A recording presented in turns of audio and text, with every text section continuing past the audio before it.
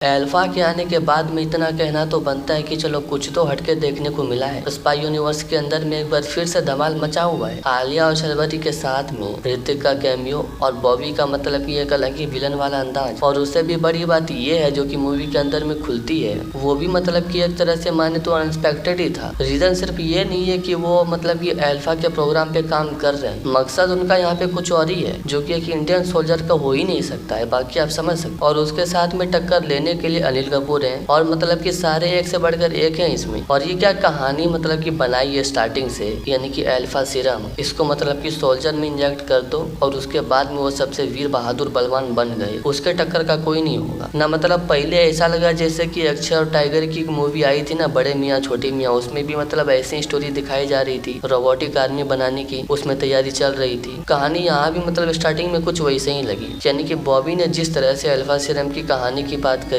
यानी कि Indian army में अल्फा सीरम को लगा दो उसके बाद में उसके टक्कर का कोई होगा ही नहीं। और बात यहाँ पर भी कुछ अलग ही थी, यानी कि वो बॉबी का सिर्फ एक मतलब एक्सपेरिमेंट था, मकसद यहाँ भी कुछ और ही था। लेकिन फिर वही अल्फा बॉबी के लिए मुसीबत भी बन गई, जिस कारण से कि उनको इंडियन आर्मी से लगभग एक तरह से निकाल ही दिया जाता है, उनका पोस्ट छीन लिया जाता है, उनको डिमोशन कर दिया जाता है। लेकिन कहानी वहाँ पे मुड़ जाती है जब अनिल कपूर की बेटी बनकर आती है आलिया, जो कि मतलब बॉबी लेके निकल चुके होते हैं, जिसके अंदर भी वही अल्फा है जिसकी तलाश में बॉबी रहते हैं। और अनिल कपूर की उसी बेटी यानी अल्फा को लेकर बॉबी निकल चुके होते हैं, क्योंकि उस पर नजर बॉबी की रहती है, जो कि ट्रेलर में भी देखने को मिला ही है कि बॉबी की नजर कब से है आलिया पे, क्योंकि उसी आलिया में वो अल्फा इंजेक्ट किया हुआ है। और मूवी में आलिया को यानी कि अल्फा को ले जाने का रीजन भी वही था, बॉबी अपना बदला लेना चाहते थे, क्योंकि इंसान की सबसे बड़ी मुश्किल तब खड़ी होती जबकि उसका किसी प्रोग्राम या फिर उसके किसी आइडिया को अगर आप दबा दो, उसको कुचल दो, तो वहाँ पे उसका ईगो आगे आ जाता है। यहाँ बॉबी के साथ में वही चीज हुआ, बॉबी के अल्फा प्रोग्राम को शट डाउन करने की बात वहाँ पे चली, जो कि बॉबी सह नहीं पाती हैं और उनके पास में मौका होता है आलिया के साथ में रह के